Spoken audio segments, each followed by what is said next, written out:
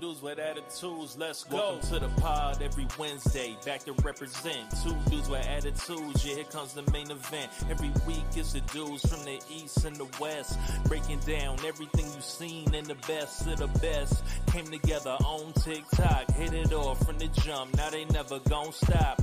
Shooting Star, PRS, you can hit the follow. My wrestling opinion is someone you should all know, and they call him MWO. Yeah, it's rich on the flow, and I thought you should know. Two dudes in the mood that be dropping the jewels. This is not for the fools, this is just how we do. Talking WWE, no one is touching the team. Cool, calm, collected, the methods will be. You can hit the 5 stars when it's time to rate on whatever platforms. Two dudes, get it straight, yeah. Welcome to the WWE edition of Two Dudes with Attitudes. By the way, Shooting Star Press, this is technically our 1 year our birthday anniversary today. It is our birthday. We're going to celebrate tomorrow, but technically it is our 1 year anniversary. Wow, has time flown? And we got the classics, the people who helped us get here. B-roll. Yeah. I can't believe he likes my hat. Yeah, Villains Brewery is right by Disneyland. It's a pretty cool place. Drink beers. There's all this villain stuff. Oh, your Santa hat. Yeah, Santa he's talking about the Santa. Got it. Really quick, I want to give a shout out to our boy Rich, who's doing our theme song. And Shooting Star Press just brought it to my attention that the dude who does our theme song does the theme song, the entrance, the introductory song, whatever it's called, the walkout music for Marina Shafir at AEW. That is pretty damn cool. We have somebody who does music for an AEW wrestler. That's ROH wrestler now. I don't know. Ronda Rousey's girlfriend. That's pretty damn cool. So shout out to Rich in the house. But yeah, man, we're here. We're live. We're about to do a fun WWE week. I thought this was one of WWE's best weeks. Oh yeah, it had everything. This was a roller coaster of almost pure goodness. And tune in tomorrow for AEW edition, as we straight party it up and celebrate not only our 1 year anniversary, but our 100th episode. It's going down. It doesn't even seem like we ever even had a third person part of a podcast at one point. So we are here. We have grown up. Are you ready? Let's go into SmackDown, bro. Yeah, just real quick. Go ahead. Just real quick. Before I went back and listened to our first episode not too long ago, and it's funny, how much we've grown since then, but also the first episode we put out, we did like a moment dedicated to Mandy Rose's losing her title in NXT, and we were talking about what's next for Mandy Rose. And like, while that we didn't go live, we pre-recorded that episode, and while we were in doing that episode, the news broke that she was released, and made our first episode completely irrelevant. But we posted it anyway because that's what we do. But yeah, it was like now I know. Keep my eye on the Google train during the episode, just in case any news breaks. Yeah. I mean, we all grows up and we grows up, and I cannot believe it's been a year without me seeing Mandy's fine ass on TV. Yeah, I mean, obviously I have her when I'm going to the bathroom on my Instagram feeds and stuff. I mean, no, I'm on my phone. Yeah, it's good stuff. Good stuff. All right, let's get into it. Are you ready? Always, SmackDown, man. Y'all. That'll break MWO's heart. It does constantly. I just can I get to the yams? Shout out to my boy Phil Kahn, always posting those, but that's what I think whenever I think of Mandy Rose. Those yams. I would watch her take a SmackDown. nap test, so I would watch her freaking hook up with you. All right, here it is. So I would root it on. I'd be like, get it, boy. WWE SmackDown. I'm just gonna mind my business over here in the corner. WWE SmackDown was special to me because it was on my birthday. That's right, December 8th in the house. I was watching this episode on my birthday, and holy cow, I thought this SmackDown episode was pretty darn good. But with that said, I'm going to start off with bads. I have 2 bads on my things, even though I thought it was great. I'm going to start off with a little Santos, Escobar, and Dragon Lee.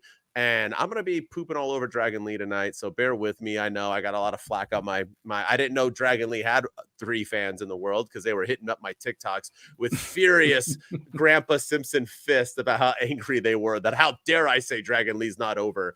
I didn't know that when you don't get cheered after beating the biggest heel in the business, you're over. I was news to me. I didn't know that silence equaled over. But they're trying to get him over, and I'll get into that. But Santos wrestled Dragon Lee in the US title tournament, eliminator match or whatever.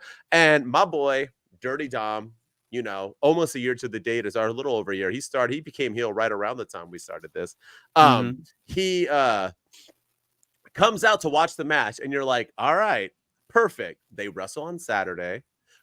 We gonna have Dirty Dom cost Dragon Lee the match, build a little bit of heat, and then boom, Santos Escobar wins cleanly. Dragon Lee loses, and Dirty Dom does nothing but walk away. And even before I watched Deadline, I was confused by this booking. It made zero sense.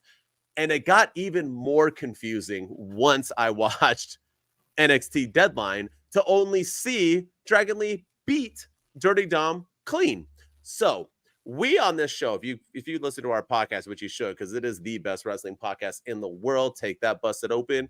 And they literally, you had an opportunity to do it. You passed on it. So you had Dragon Lee lose clean to Santos Escobar, who's hot right now. Santos Escobar is dope. He's killing it. I'm all for his push. I would agree he is not that over, but man, he is so freaking good.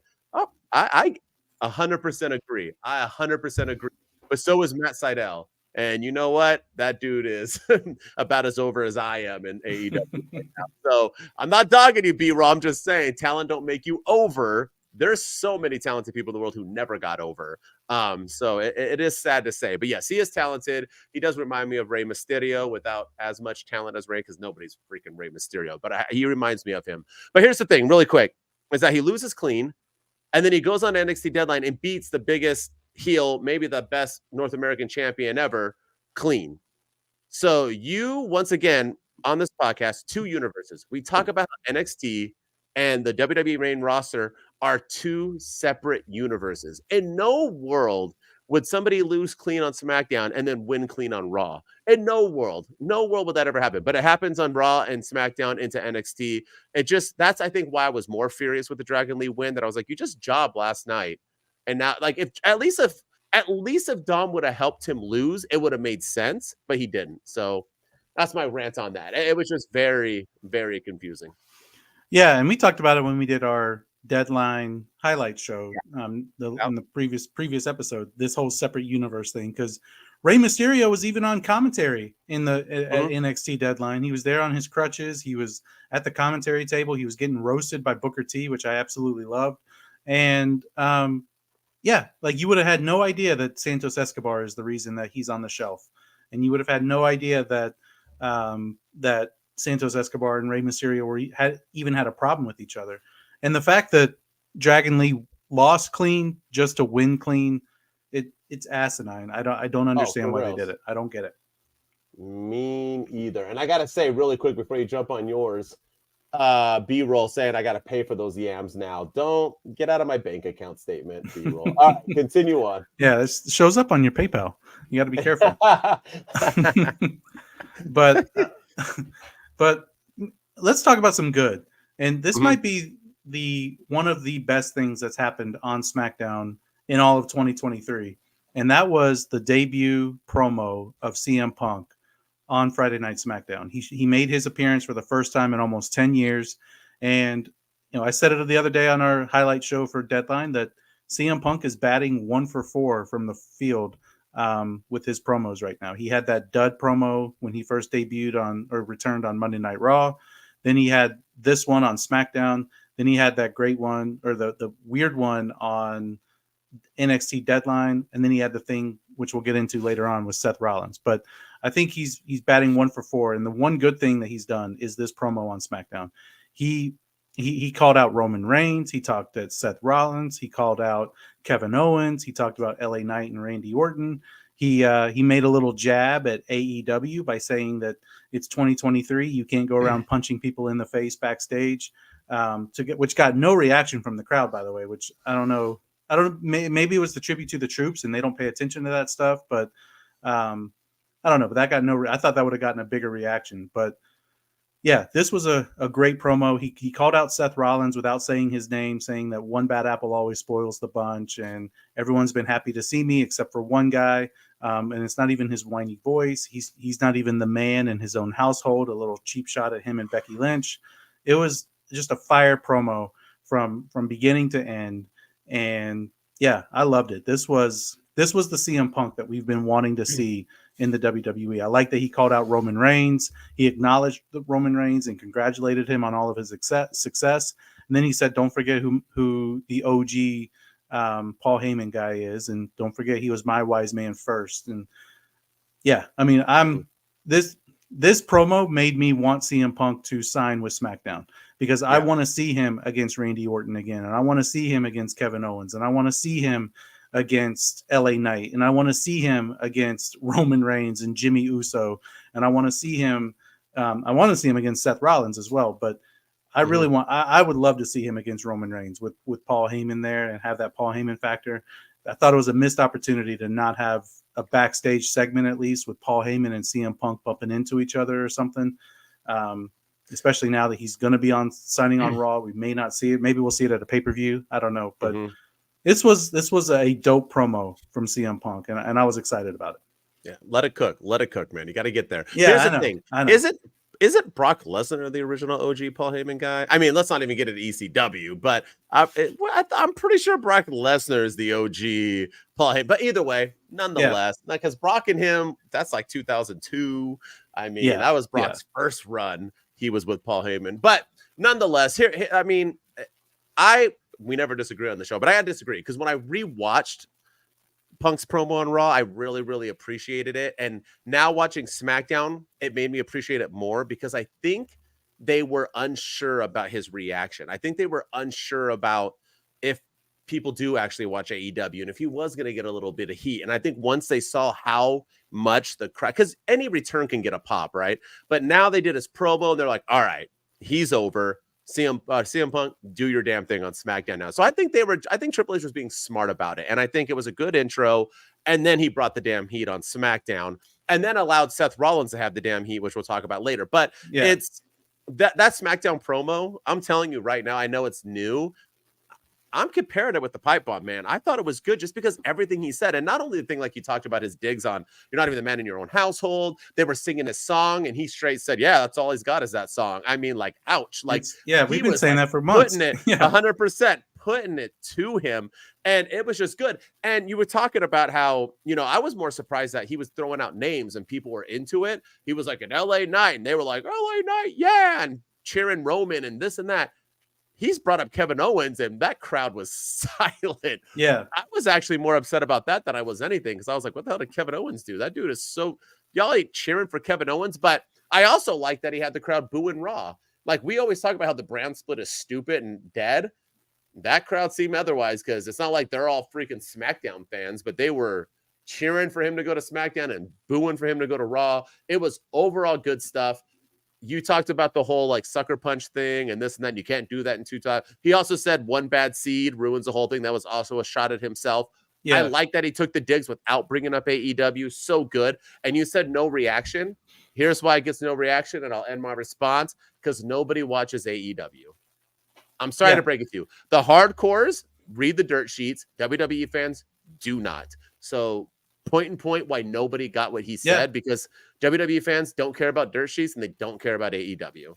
The end. Sorry. Yeah. And I'm not saying AEW is bad. I'm just speaking facts, dude. Like, it is what it is. Get over it. I mean, the heart of WWE's audience is children. And I don't think they probably aren't reading stuff regularly on all the inner workings backstage. And then, the casual fans certainly aren't. So it's really the hardcore fans that knew it. But this was the Punk of old, and I'm excited to see what happens with it. But I would say this might be when we do our year-end awards in the next few weeks. That might be promo of the year. So that's how much I like it. Can't do the year-end awards. That's gonna be fun. All right. So now let's go from someone who's getting pushed to the moon deservingly, and someone who's not getting pushed to the moon, and that is one Karrion Kross. And I did a thing with you a little while ago that was like true or false. Karrion Kross will wrestle in WWE again, and you said true. You were right. Always am. What? Oh, it's rare when I'm wrong. Right? For one, but you have to admit you were shocked that A, he was wrestling again, and B, he was in the U.S. title tournament. Like, where there was just like they had no one else to let's just grab Karrion and throw him in there. And they gave him his intro. So it's like, here's my thing with Karrion Kross. Okay, let's talk about it. Okay. Number one, he's been gone forever. And the only person who brought it up was the damn redneck random announcer Brad Nessler. I don't watch Nebraska college football. Where's he from? He's famous for some college football team. I don't know. Yeah. Michael Cole was acting like he was like his mentor. Never heard of him before, but he's the only one who brought up the fact that CM Punk or that Karrion Kross hadn't been around for 6 months. He was like, "Oh, I haven't seen him in 6 months." I'm like, "Thank you, Brad Nessler." But he comes out and jobs in less than 7 minutes. Okay. His return jobs in less than 7 minutes. So he got a ton of offense in. Let me tell you this about Karrion Kross. Minus his hair, okay, because his hair is awful. I've been saying that since day one. Go back to being bald. You don't. No one looks scary with hair. I that's why Punk doesn't look scary. You don't look like a tough guy. Bald people look tough. I know I'm bald and that, but truly, if you're walking down an alley and you see a guy with long flowing hair, and you see a guy walking down an alley with a bald head and tattoos, who are you going to try to avoid? So it's just like you're not going to avoid the guy with long flowing hair, or it's just you might be tough. There's UFC fighters have shown that guys with hairs are tough. But bald guys are who you're afraid of. It's just natural. So you're not looking scary. But either way, he does have the look, though, because of his size. He has the ring skills. He is great in the skills. He has probably the sexiest valet, sorry, CJ Perry, in all of wrestling, his wife, Scarlett. And he might have the best entrance in all of wrestling. I know the song, No Swerve has a better song, Jericho, but entrance-wise, and he's a Triple H guy. He's legit a Triple H guy. And he's not getting a push? Did he have sex with Stephanie McMahon? Is he did he poop in Triple H's coffee? Did he Triple H went and got him. He threw a card to Roman freaking Reigns. He has what in the hell did he? This guy has everything. If I was to build a superstar, it could literally be Karrion Kross, and he's not getting pushed. And why? What? And they brought him back. After months of not being on TV, they brought him back to lose to Bobby Lashley. Less than 7 minutes. Yeah, at least have him bring him back and have him beat Bobby Lashley or something. Bobby Lashley or just somebody lower, right? Anybody. Yeah, somebody. Yeah. So I don't know what they're doing with Karrion Kross. I have no I want to like the guy because he's got all the intangibles. He's got the look. He's got the girl. He's got the entrance. He's great in the ring. But yeah, I don't know what it is about him. But yeah, he jobs all the time, and I can't take him seriously. It's hard for me to take somebody seriously when they lose all the time. And the fact that they brought him back after months of not being on TV just to have him lose in less than 7 minutes, that tells you all you need to know. I think something's got to be going on backstage. But yeah, we talk a great deal about what a good job Triple H has done with booking and stuff, and he's done a fantastic job. But some of these returns and some of these people he's brought back, Johnny Gargano is another one. They've been kind of duds since they've been back under the Triple H umbrella. So I don't know. I don't know what the future holds for Karrion Kross. But maybe he needs to go back to NXT or what? I don't know. Yes, please. Yeah, yes, please. I'll take him there. Let him go after Dragunov. He was a phenomenal champ. Or Braun or Trick. Somebody. I'll have him wrestle anybody. Yeah. Yeah, Carmelo. So, let's talk about the main event. And it was LA Knight and Randy Orton versus Jimmy Uso and Solo Sikoa.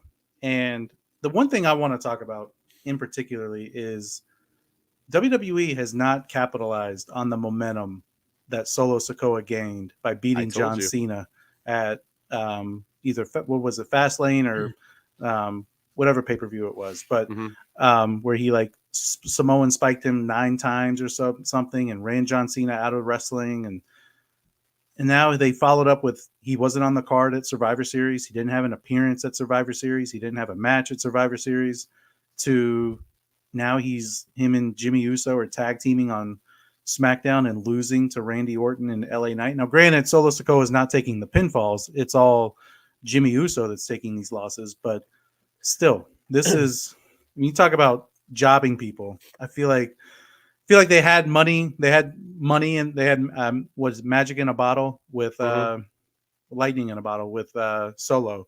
And now I feel like they've kind of squandered that opportunity. And it's going to be hard for me to, Roman's back on Friday, so see what happens there. But Yeah, like LA Knight and Randy Orton got the win. Jimmy Uso took the pinfall. I'm kind of like, I don't know, the bloodline right now is just really, really fading in my opinion. And you had an opportunity to have Solo Sikoa rise and become the one of the biggest stars in the company, and they're squandering it. And I know we got to let things cook, but right now, man, his momentum is tanking. Yeah. Here's the thing. You're spot on. For one, you're so spot on that they didn't do it right that you don't remember how many times or when it happened. So that just shows that they didn't do it right, because you should know that. It should be embedded in your damn brain when he beat John Cena and how many times he spiked his ass. So here's the thing, right? I predicted two things a little while back, and you said you're always right. I don't miss too much either. I'm kind of like Carmelo Hayes. And I said LA Knight was going to get cold AF as soon as he lost to Roman. And you were right about that. And I said they were not going to hype up Solo after the John Cena win. It was a waste, and they have done that. And here's the thing, right? I get it. LA Knight still gets the, LA Knight, chance, but what the hell is he doing? Now he's just getting paired up with Randy Orton. He is doing absolutely nothing, has no direction, no story, and we still don't know who he is. Sure, he'll probably beat Logan Paul for the title after this U.S. title tournament, but they better build him up. He's they not got even till in the April. tournament. Yeah, but the tournament person's gonna lose. That he ain't gonna beat Logan Paul in this. We're having Logan Paul, LA Knight at Mania. That's a long ways away. But you gotta give him a freaking character. He needs a character. Number one. Number two. Solo Sikoa doesn't even need to wrestle to get pushed. Every week there's a SmackDown. There needs to be a 1-minute promo about how he destroyed John Cena. That's all you had to do, Triple H. That's all you had to do. That's all you had to do. Every week you show it. And before the bloodline comes out, you show a 1-minute clip of him demolishing John Cena at whatever event it was and how many times. They need to count. 1, on the screen. 2, the number needs to pop up every time he spiked him, how he sent his ass into retirement, because they're going to rematch at Mania, and that's going to build up to it. So you got to, here's the thing. We're going to have Roman and Cody at Mania, right? We're having part 2. They need to start getting the bloodline back to where it needs to be, and they need to start getting this stuff cooking. They're kind of doing it with Cody right now and his feud with Nakamura. They're giving him something to do. They need to do the same thing for the bloodline. You're 100% right. They effed up on that. It's as easy as that. You don't even got to have Paul Heyman. And is Paul Heyman has he been showing up? He was here on SmackDown, right? Or no, right? I feel like I haven't seen him in like a few months. Yeah. I know it hasn't been that long, but I mean, I feel like I haven't seen him in forever. So once again, you have him too, just like he does with Roman. Every time he introduces Roman, he always throws a few things. That's what he needs to do every single time. Here is Jimmy Uso. And the man who retired John Cena, who Samoa spiked him 15 times at Fastlane, Solo Sikoa. He needs to do that. And it's so Triple H, you're smarter than me. Do it. It ain't hard, dude. It ain't rock. I didn't have to go to. We talk about building and wrestling. We talk about building new talents. This is an opportunity to build a new. Like, the man has everything. He's great in the ring. He does. Maybe he's not the best promo. We don't know, but he has a mouthpiece, and he's scary AF, and he's intimidating. So he can be world champion material in the future. He could be an intercontinental champion, a U.S. champion. He's a specimen, and they just feels like they're squandering it because of ineptitude from Jimmy Uso and the rest of the bloodline. So, well, shoot, the Usos gave up their best tag team of all time to just lose all the time. So all they do is lose now. I know. Yeah, both of them, they just take turns taking pinfalls. All right, let's get into Monday Night Raw. You ready? We had some moments here. Are you ready? I'm going to talk about the opening. We were just talking about our boy, Jey Uso. So Jey Uso opens up the show only because he got his yeet back. I guess that's a big deal. I didn't know. I guess he's basically now he's basically LA Knight, where he's just one word. Says, I can't wait for them to go Jey Uso yeet. It's just like it's the same. He's literally doing the same thing. Cool beans. But anyway, and I like Jey. But anyway, I don't really give two shits about the yeet. I saw the internet, TikTok exploded. Cool. He got the yeet back. Anyway, so he got his yeet back, and Drew McIntyre comes out and cuts a phenomenal promo walking down the ramp, and before they have their match for the umpteenth time. Here's my thing with the problem, right? Drew McIntyre got the pinfall clean once again. Here's what I'm going to say. First, Drew McIntyre, I'm going to say it. This is the best character he's ever had. This is the best character he has ever had. Okay. It is insane how good he is and how he's supposed, it just shows how sad our world is and how people relate to people, that he is a heel only because he's giving the people the truth. It's like I used to tell my friends, they would never ask me for advice. They would always ask people around in our group advice. My ex-wife, would ask people around me advice, but never want to ask me, because you don't want to ask me because I'm going to tell you the freaking truth. I'm not going to I want the truth. I'm going to give you the truth. If I think your girl's stupid, I'm going to tell you, dump her. If I think you shouldn't be doing that with your friend, I think you should quit your job. If I think you should be one, I'm going to be honest. So you don't want to come to me unless you want the truth. And people hate hearing the truth. They 100% do. Nobody wants to hear the truth. This is the perfect example of that. Drew is a freaking babyface. He's been misled. He's been mistreated. He's telling people the truth. And he is literally just, it's insane to me that they're booing him for one of my best friends for the last 20 years. I can't confirm his honesty. It's like insane to me, right? It's like he's brutally being honest and getting booed for it. Gotta love America, right? Let's boo the guy who's being honest. And he called out CM Punk. He's like, yo, I'm gonna tell you, I went on the road with him. He's that dude. So believe it or not, but he's that dude. The end. Let's move on. But the one thing he's not being honest about is that he literally has a list. He's like Chris Jericho. You just made the list. He has a list of people. Shout out to Patrick. He likes Chris Jericho and Drew McIntyre. I think those are his two favorite wrestlers. I just combined them. Drew, Jericho. You just made the list. All the people that have misled him and why he hates them and why he wants to get revenge. You know who's not on that damn list? Are you ready? The one man who betrayed him and cost him the title. One Solo Sikoa, who retired John Cena and Samoa spiked him 12 times at Fastlane. That guy is the guy who betrayed him, yet Drew has not once said, I don't like Solo Sikoa. Once. Why Drew J? That's confusing. I like that. I'm gonna get a shirt that says that. Thirdly is the fact that why are they wrestling still?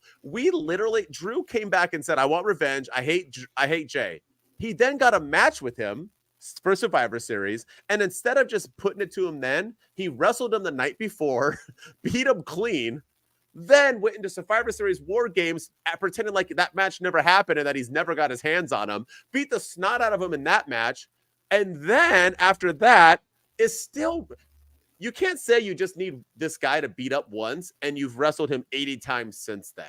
Move the F on. I'm sick of Jay and Drew. And if Jey Uso takes one more L, I'm going to backflip off a bridge where I safely land. But either way, I cannot take it anymore. That's my I like this character of Drew McIntyre. I like what they're doing with him. I like how he's telling the truth, and he should be the biggest babyface in the company right now. But instead, he's one of the biggest heels, and he's getting booed, and he's getting crowd reactions. And I'm loving it, man. He's telling the truth, and people don't want to hear it. I liked his vicious assault on Sami Zayn, his the headbutt that he did to Seth Rollins a few weeks ago, where he made himself bleed and his kilt fell off. His skirt. Yeah, I almost said it. But you're on. You just made the list. I know. I'm about to be on McIntyre's shit list, but no, man, it's all been, and now he's getting a world title match at on the first episode of Monday Night Raw of 2024. Because there was a backstage moment with him and CM Punk, and I mean, Drew McIntyre is that dude, and he does need to move on. I like that he was going after Sammy. Now he's going after Jay. I would like to see him go to SmackDown and go after Jimmy and Solo as well, just to freshen things up a little bit. But it looks like, maybe he's not thinking that far ahead or what. I don't know. But I like what they're doing with Drew, and I'm sick of Jey Uso taking losses. And I'll probably talk more about that when we do highs and lows, because I got some thoughts on that. Cool beans. So, and then the moment that we've all been waiting for, CM Punk made his decision, and he did it at the 9:00 hour too, which I thought for sure that they were going to close the show with it, or it was going to be kind of maybe the second hour, but it was at the conclusion of the first hour. About that, right? Yeah, he complained about that on SmackDown. Yeah, he said that he wouldn't be cut for time because Dom and Randy went over, but this was he came out and cut a promo, and he talked about Cleveland and how the city has not really been that kind to him in the past. And I didn't realize, I know he walked out of Cleveland in 2014, when he left the WWE. But I didn't realize all the stuff that happened before that. When Randy Orton kicked him in the head and he got stripped of the World Heavyweight Championship when he first held it. I didn't realize that happened in Cleveland. And he didn't bring it up, but his first, I went and Googled it, his first UFC fight against Mickey Gall, where he got knocked out, that was in Cleveland. There was, but so yeah, Cleveland really has not been kind to that guy, but Cleveland doesn't rock for him. Yeah. But he cut a good promo. He basically confirmed that he is signing with Monday Night Raw. He talked about the great offer that Shawn Michaels gave to him, and how 15-year-old CM Punk would love to work with the generational talent of the future. And Nick Aldis made him a great deal, but Adam Pearce convinced him, and he is coming to Monday Night Raw.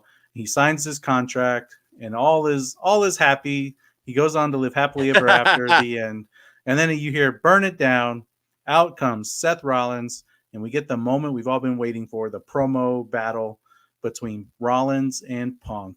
And I gotta say, man, I got chills when this thing first started. They didn't say a word for probably what felt like 35 minutes. They just stared at each other. I'm sure it was probably realistically more like a minute and a half or 2 minutes, but they didn't stare. They just stared at each other. Bully Ray mentioned on Busted Open that neither one of them blinked. I think they all blinked like a total of 4 times in that whole span, because they were just staring at each other and letting the crowd, just feeding off the crowd.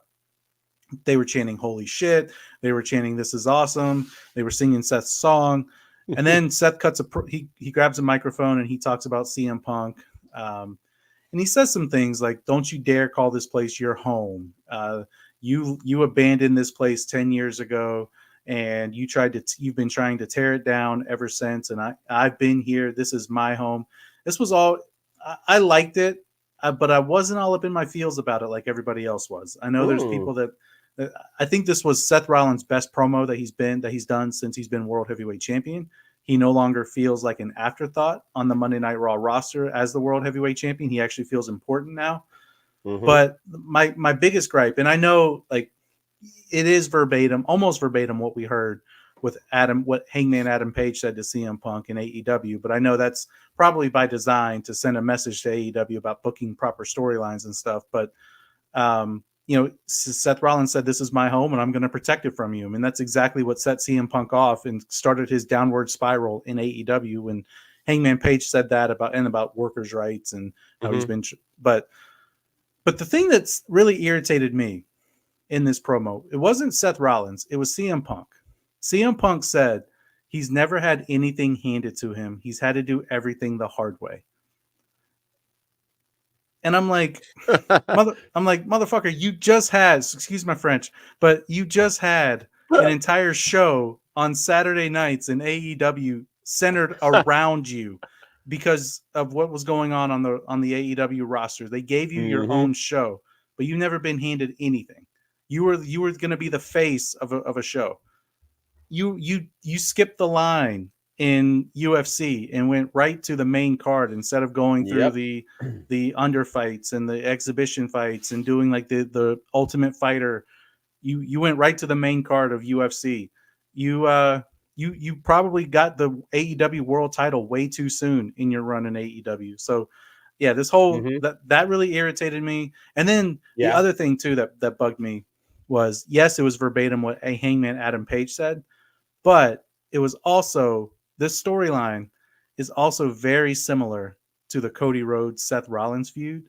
And we've seen that before. You left and you tried to tear this company down. You destroyed the throne, and I've been here to carry this place, and while you've been gone, and I'm going to protect it from you. It's pretty much the exact same thing. And so I don't know. I liked the promo. I thought it was good, but I didn't think it was life-changing like a lot of people thought. Yeah, and I feel you on that. I do, but here's the thing, right? In wrestling, nothing is new, correct? Like, we can't. Yeah. In movies, you can't come up with new stuff. I think it's okay to steal a little bit, only for the fact that this feud is going to be. It's going to be great. I have no doubt. And here's 2 things, right? Because I don't want to disagree with you again. That's not the kind of podcast that we are. But I did feel it. I liked it. I thought Seth cut a good promo. I saw everyone on the internet before I watched it, because I watched it pre-tape the next day, and I didn't get any spoilers, but I heard that everyone was talking about like Seth Rollins drops the best promo he's ever dropped. Okay, every time someone does something good, it doesn't have to be their best. But it was a fire promo. He did a phenomenal job. I'm okay. I think I heard people on the internet saying that they were mad that people said he stole Hangman's promo. I think he did. And I think he did it on purpose. I think he did it to I think that was by design. That he's doing this because nothing's going to change. You can take the CM Punk out of AEW, but you can't take the AEW out of CM Punk. Did I say that right? You know what I mean, though. Like, he's just going to be that dude. Like, guys, I get it. You're excited he's here, this and that. Everyone's forgetting that he was ever even in AEW, yada, yada, yada. Well, he was.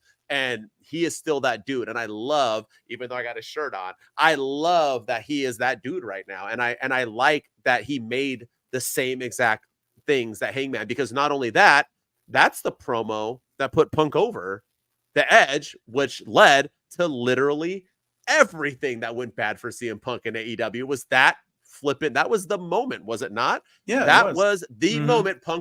Hangman went off the cuff, gave it to him, and Punk didn't like it. And so that was the downfall. So I like that he did that because it made sense to me. In Seth's world, why not ignite him like that? So I think it was done purposely, and I applaud it. I thought it was done well. And I like that Punk didn't feed in. Punk did that with MJF a couple times in AEW too. Let other people have their moments. You've got a big mouth. You don't got to always freaking out talk everybody. Let them have their moment. I dug it. I'm going to state it right here. And as I said earlier, you're always right. I'm just about always right. Rollins and Punk is not only going to be bigger, it's going to be more watched, it's going to be more wanted, more respected, more over, and the better match than Roman Cody too. I'm saying it now. The end. I think that's going to. Night one is once again, we're going to be there again, right? Night one is once again going to be better than night two. So, but with that said, so that's just my take. No, I agree. I do agree with that.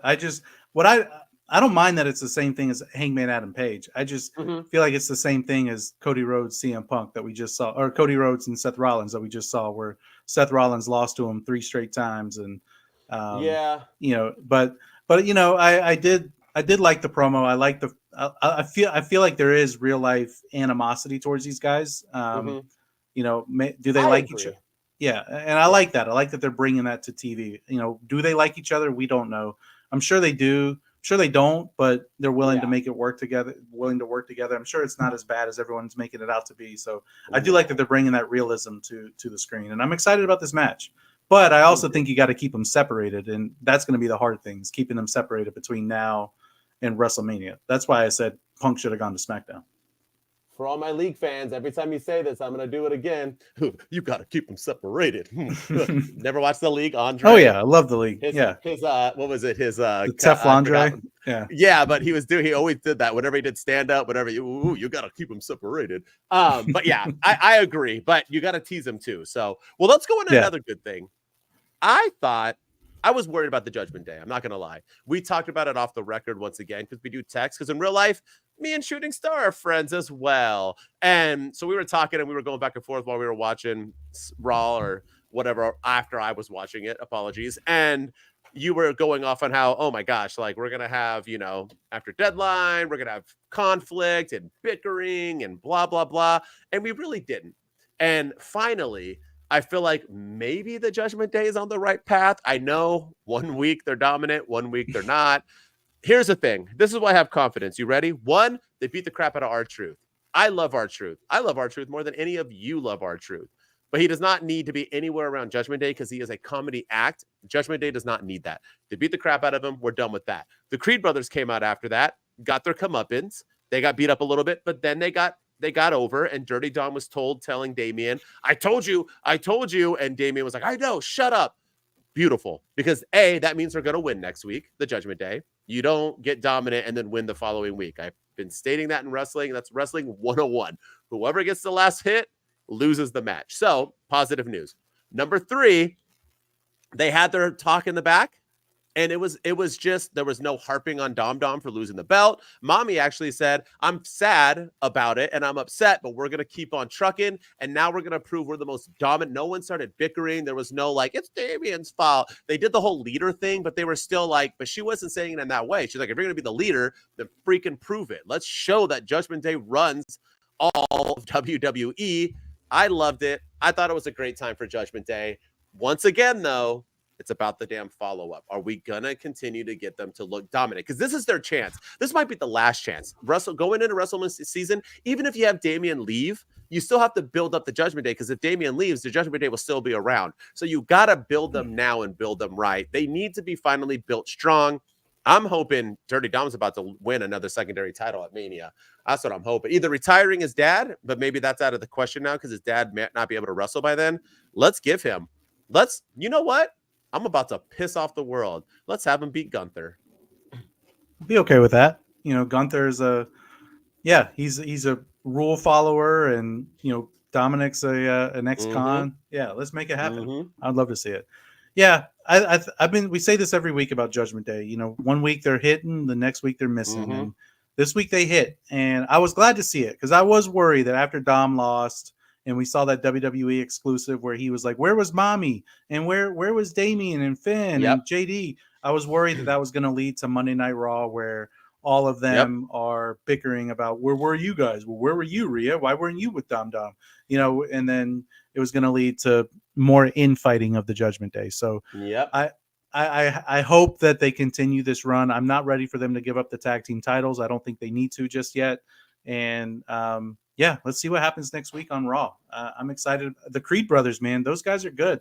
Those guys are studs. And this was the perfect way to have them beat up R-Truth. R-Truth is a gem, and he should be protected at all costs. But that man is freaking. He brought out Christmas lights and said that, I didn't get an invite to the holiday party. I mean, it was so funny. I get it. It is. It was good. But I'm glad that they moved on from it and that they beat him up. And then you had the Creeds come out. I thought that was a good way to kind of, execute this feud a little bit further and push it to the next level. So next week on Raw is going to be a banger with these. There's a tag team title match, and then I think there's 2 tag team title matches. I think the women's tag teams are on the line as well. So we're not talking about it, but why did the Creed save Cody? Are they just now like we save everybody, or I guess did I miss something with him and Cody? Did they like have a moment? I saw that come out and I was like, huh? I was like, I didn't understand that. Yeah. Okay.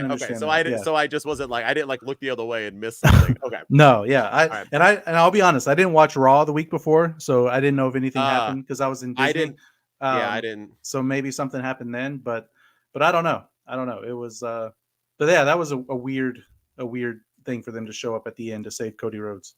Yeah, and before you jump on the next one, with that said, I'm all for the Creed brothers getting a push right now, and the two ecstasy girls who go to EDC and pop pills before they have wrestling matches, which I thought was I texted you that. I don't know if you got it, but EDC is an event that happens in Vegas where literally people pop pills, go on ecstasy, and dance and rave away. Nobody there is sober. I thought it was really weird, G-rated, PG era of Raw showing that. But I'm all for them both getting pushes, but neither of them need to win the titles right now. I think Chelsea and Judgment Day need to keep them, but I think they're being pushed right nonetheless. So bravo. All right. Yeah. Last point. Go ahead. Yeah. When are you ready? I just want to throw that in there.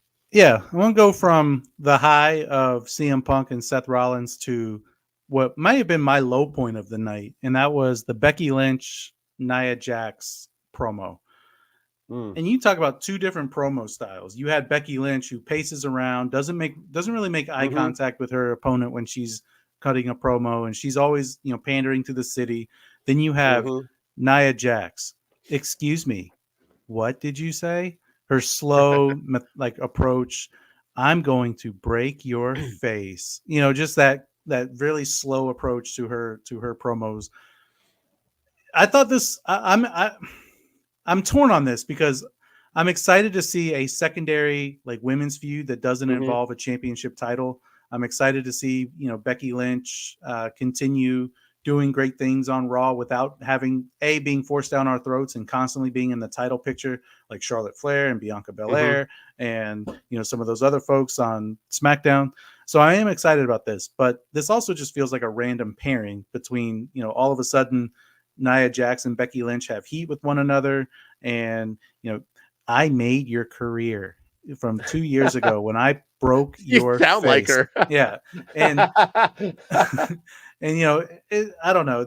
I'm excited about this. I think it could potentially be good, but this promo battle it wasn't it for me. This was not it for me. Man, we are disagreeing on everything this week. I love it. Two dudes with attitudes, nice. 100 episodes. Now we're not friends. That's right. No, I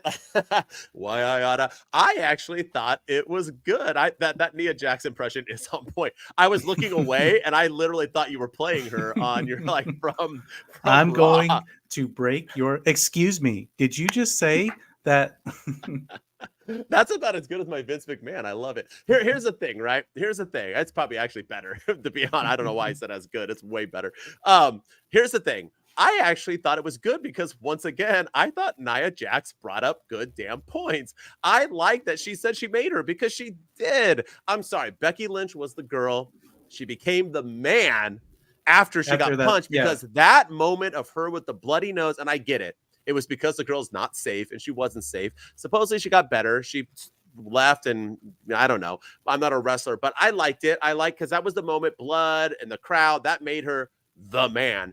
But I like it. I like the true to it, and I like that she said at the end, I'm not going to do anything or say anything now. I'm going to leave because basically you need it more than me. And I love that. I loved it. Her just saying that I'm so freaking dumb. I don't need you, Becky Lynch. You need me because I made you. I thought that was about the best you could possibly do with the boring Nia Jax. I dug it. And here's the other thing.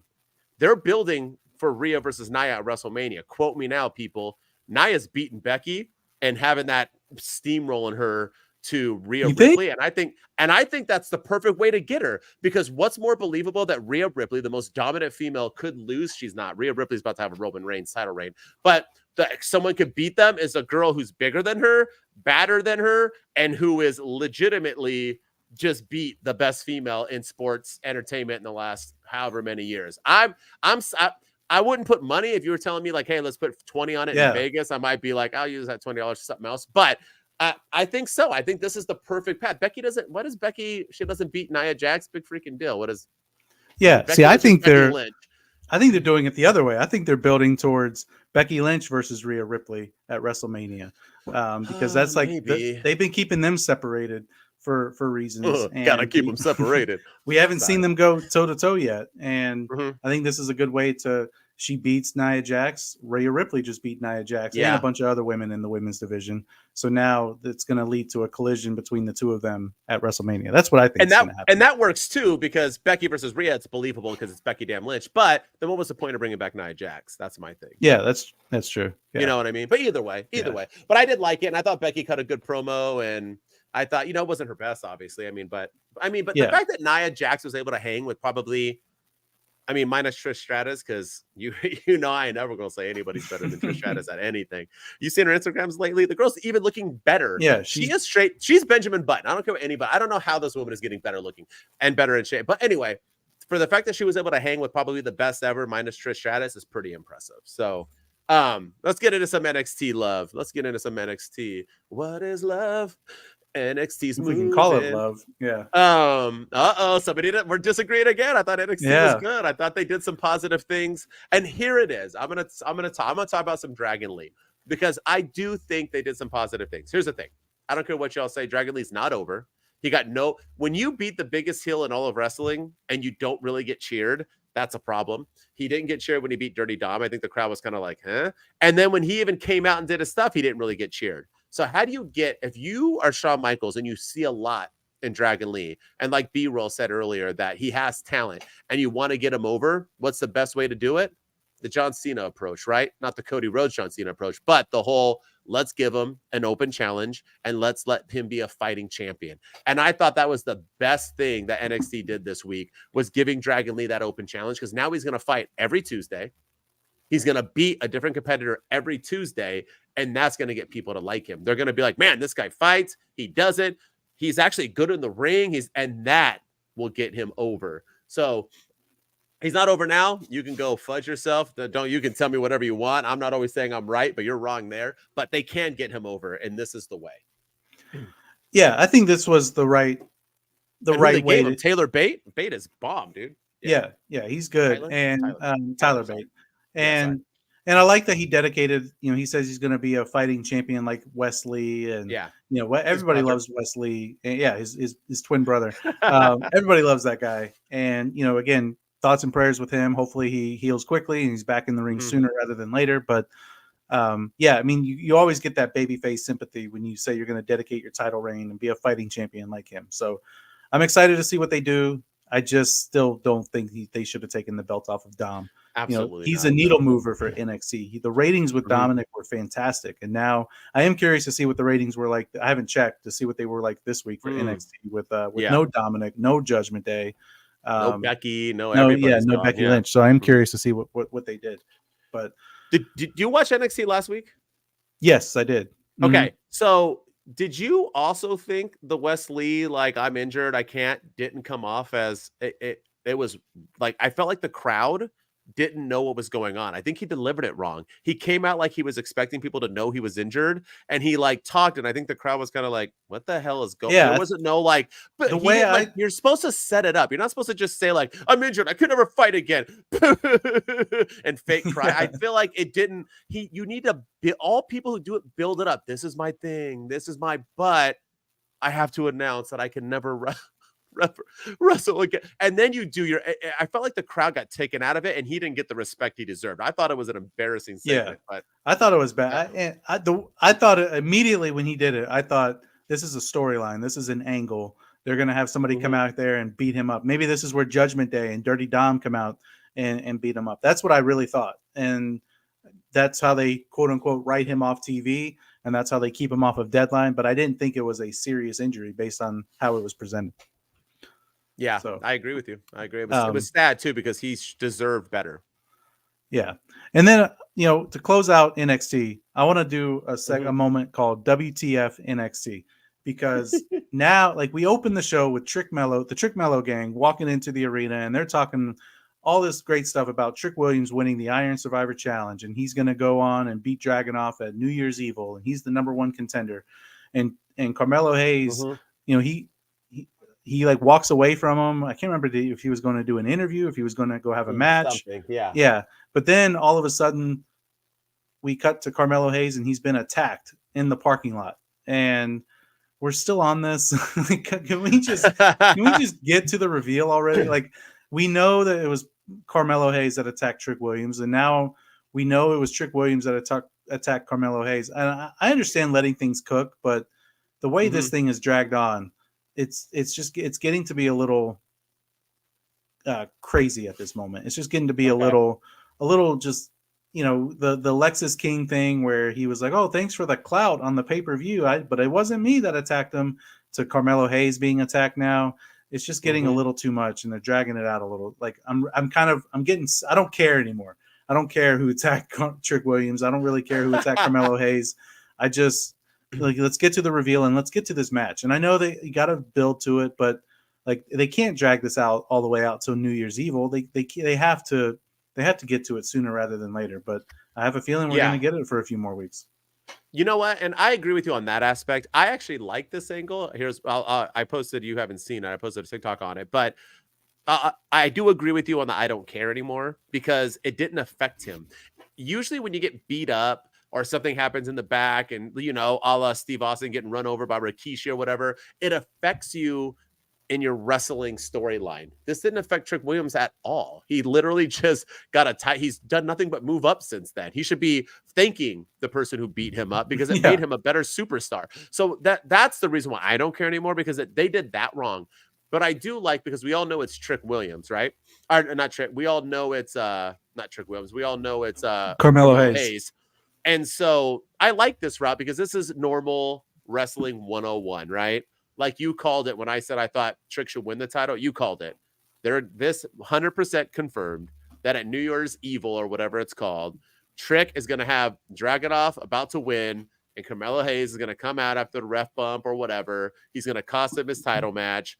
Dragunov wins, and it's going to start the feud between Trick Williams and Carmelo Hayes. So this confirmed it. So that's why I like it, because it confirmed that. But other than that, yeah, I get it. It's stupid. I don't care who beat you up. But that's New Year's Eve. New Year's Eve is like 3 or 4 weeks away. So like that's 3 more weeks of this. I'm kind of hoping that we find out on SmackDown, and because Carmelo Hayes is in the U.S. title tournament, and Trick Williams cost him the U.S. title or the opportunity because he they do the NXT thing and they find out that it was Carmelo. But yeah, I don't know. I'm kind of I like long-term storytelling, but this has taken too many twists and turns for my liking. Yeah, I feel you. But either way, good week of wrestling. I appreciate where Triple H is going. I'm already excited for the road to WrestleMania. It hasn't even begun. But with that said, it's we're gonna get into our segment really quick though. Tomorrow, 100th episode, 1 year anniversary. We're gonna go big. It's AEW, so we'll see how it goes. I haven't even finished Collision yet, so I got to get to it. I haven't had any spoilers yet. I still got to finish Collision and watch Dynamite. Shows how into AEW I am, but I will get there. We'll talk about something on Dynamite. Yeah. Fantastic.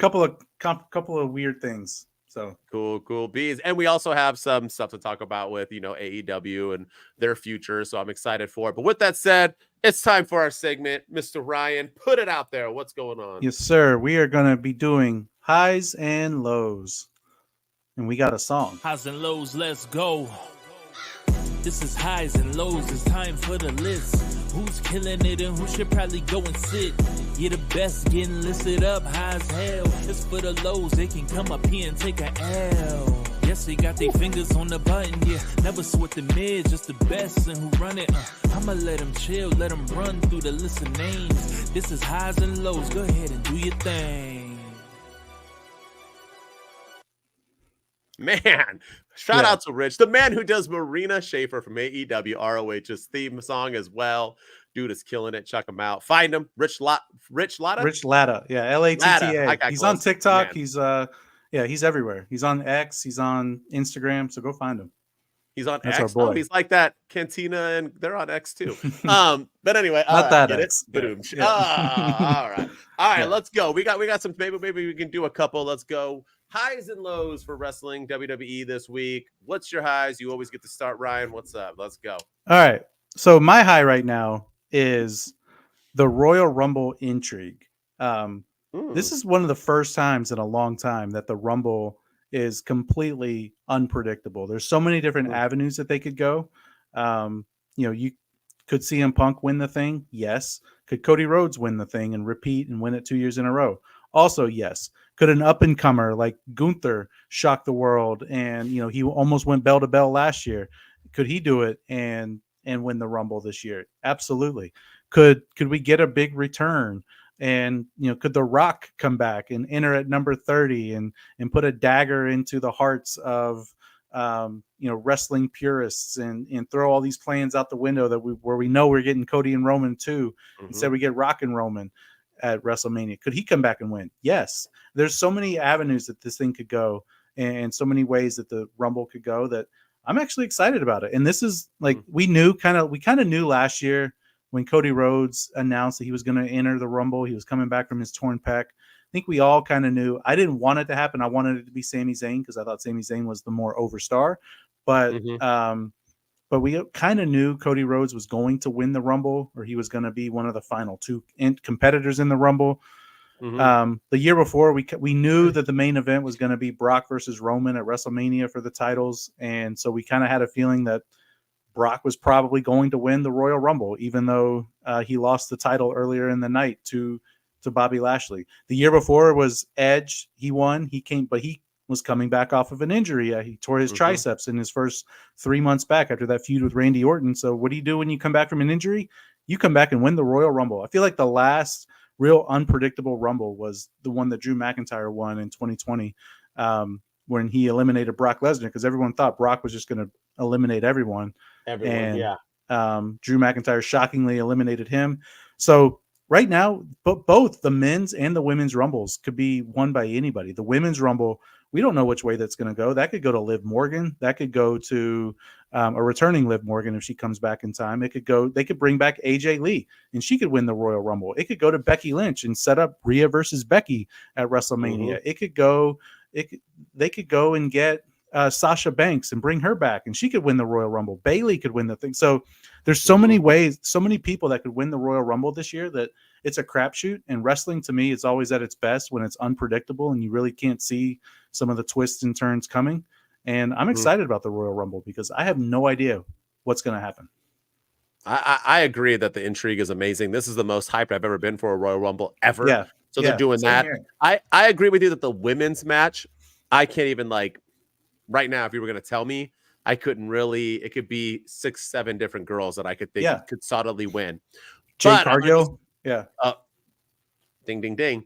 Here's the thing, though. The men's one, I don't think it's 100% going to be CM Punk. 2 reasons. 1, believe it or not, Punk has never won the Royal Rumble. That's literally the only thing he's never won. Secondly, the Royal Rumble is 100% on the 10-year anniversary to the damn day that he left the WWE and walked out. They're not going to, Triple H ain't going to pass up on that. That's 100%. This is CM Punk's going to win because here's the thing. Punk and Cody are going to main event, the WrestleMania. So one of them has to win. You can't have one of them not win. So I'm going to go CM Punk. But I'm intrigued by it. I'm intrigued how we get there. I'm excited. I still think it's going to be Punk and Cody last. So everybody's kind of and then the bloodline's going to cost Cody. That's what I think is going to build Cody's path to Roman winning and then he'll win the Elimination Chamber. But we'll see. But I agree. I agree. I'm pumped. I'm excited. But it's going to be. Yeah, I think Punk's totally winning. Yeah, or I can see him winning the Elimination Chamber. I want to see him go 1. Actually, yeah, why not? Actually, let's have him go 30, have Cody go 1, and have him cost. Yeah, it would be. I mean, if it was on the 10-year anniversary of when he walked out, the day of the Rumble, he entered at the Royal Rumble that year. He entered at number 1. So and then Kane eliminated him. So that's right. So yeah, he could enter at 1 again, and this time go toe to toe and win the whole thing. But I agree. So I agree. I'm excited about the Rumble for sure. Yeah. All right, my high. You ready? Yes, sir. I'm going with a tie. My highs this week was 1 Tiffany Stratton and 1 Cora Jade. And yes, I'm going with NXT. And here's why. 1, we had Tiffany Stratton show out. She did not win her women's Iron Survivor Challenge match, but she was the star. She was what everybody was looking at. She has the look. She is so flipping good. I remember when she came to NXT 2.0 a couple of years and we were on this podcast talking about man, this girl's so green. She just wasn't it. She has improved high and low. She is killing it. And Cora Jade made her return at Deadline to a huge booze and pop. And she killed it last night on NXT by winning her match, her tag team match. And she is a star. Cora Jade, I mean, Braun Breaker, congratulations, because you are one fugly dude and you nailed you some Cora Jade. And she had a business day and she got to meet her CM Punk. I don't know if you saw those videos that she used to talk CM Punk before she was famous. She had her moment with him again. Cora Jade and Tiffany Stratton, I'm going to say it right now, they are the future Becky Lynch and Charlotte Flair. The end. Those two, that's who they are moving ahead of the future. These two girls are it, and I think they showed it this week. So my highs are them, and I think they're going to keep growing. Yeah, that's a good high. I think the future of the women's division in WWE is very bright with all the women that they have. That the women's Iron Survivor match I thought was a hell of a lot better than the men's Iron Survivor match. I thought all of them brought it. Lash Legend is a star in her own right. And Cora Jade, like you said, and Tiffany Stratton, all of them. I think it's an exciting time for NXT for sure. I agree. All right, what's your low, my man? Let's hear it. Oh man, I've got 2, but I'm gonna do the booking of the Usos, and this is both of them, Jimmy and Jay. I don't get what they're doing. Like, they call this guy main event Jay Uso, and yet every time he's in the main event, he seems to take pinfall loss after pinfall loss after pinfall loss. He lost to Seth Rollins, he lost to Seth Rollins. He lost to the Judgment Day. He's lost to Drew McIntyre now, what seems like 15 times. He loses every match that he's in. And you know, I'm probably in the minority on this, but I don't like his yeet character. I don't really like the yeet catchphrase. I don't like that. I feel like he doesn't take things very seriously, and Mhm. he's kind of one of those wrestlers I feel like they have to script for. Whereas, Punk and Rollins, they can go off the cuff. Roman Reigns can go off the cuff, and they can bounce back Mhm. from it. Jey Uso strikes me as one of those guys that he has to stick to the script, because even this week when Drew McIntyre was, you come out and you do your little stupid arms like this, and you Mhm. make you say your little phrase. The first thing Jey Uso said was, "Oh, we don't go like this. You clearly can't dance. Like, you got to take it seriously, man. Like, he's Mhm. coming at you." And it just kind of felt, and then he was like, "You want him to catch this yeet down? Give me a yeet." It was just very like pandering. Then he goes out and loses, and and then go over to go over to Jimmy Uso, who's become the glorified jobber of the bloodline. Mhm. And he's taken L after L after L. He took a pinfall loss to Randy Orton on SmackDown, and he got RKO'd a few weeks ago where he was knocked out to well after the show ended. When they were clearing out the ring, he was still selling the effects of that RKO. And he's constantly taking losses over and over. And I think the thing that bugs me about it, I know in the grand scheme of things, wins and losses don't really matter in the WWE, but they do, because these guys are on course to most likely wrestle each other at WrestleMania 40. We're probably getting Jimmy Uso versus Jey Uso, if that's still the path that they want to go. And yet, how am I supposed to get invested in it when not just one of them, but both of them are losing regularly? So I feel like WWE needs to book them stronger. They need to do something to get me more amped. And don't book Jey Uso strong and keep Jimmy looking weak. Book them both strong, so when you go into that match at Mania, you have no idea who's going to win. I mean, Spot, I fully agree with you on all of it. And he's becoming, not only does he now talk like a Smurf, I don't know if you ever saw the Smurfs, but everything they said was like, that's Smurfing impossible. Smurfy, Smurf, Smurf. That's what he does now with yeet. Yeah. Like, who wants to get this yeet down? Yeet. Like you said, yeet 5 times. And he's becoming LA Knight. And once again, I get LA Knight worked. But he's not going to, like I said, it ain't long run work. You don't see Roman Reigns saying a one-liner. I know he says acknowledge me, but he says a lot freaking more than that. And he has a story. You gotta have a story. You can't just be a yeet or a yeah man. And that's what Jay's becoming, and it's pretty sad. So yeah, I agree with you. And Jimmy and Jay have just done nothing but lose since they've broken up. And for a couple days, they'll start getting a little bit of momentum, and then is he still main event Jay? I mean, they took that shirt away from him. Now he's this yeet event Jay. I don't know what he's doing, but I don't know. I'm not feeling. And I love Jay and Jimmy Uso, so I do too. I want them. It bumps me out. I want them to have their match at WrestleMania. They've earned it. They deserve it. But yet, if they're both going to lose, then who cares? And that's kind of my attitude. Like, that'll probably be the match if they continue this course. That'll be the match that we go take a piss during or something. Because they're wrestling, they're going to wrestle at Mania. So, and one of them's going to lose again. Maybe they'll double lose. All right, Milo, are you ready? Yes, sir. Shinsuke Nakamura's Red Mist. Not Shinsuke, the Red Mist. And here's why. I get it. I get that we're supposed to believe that when he sprays the mist in your face, that it is some kind of poison that goes into your eyes and bodies, and it blinds you and it destroys you and this and that. This week, he decided to spray Cody Rhodes in the face during their match. I like the match. I like the ending. It keeps the feud going. Cody Rhodes then got a towel and wiped his face. And literally, basically, all of the red came off. Then he got some water to even sell it more. And when he added the water to it, the red wasn't even on his face anymore. You were going to tell me that something that removes easier than Kool-Aid is supposed to be poisoning your eyes?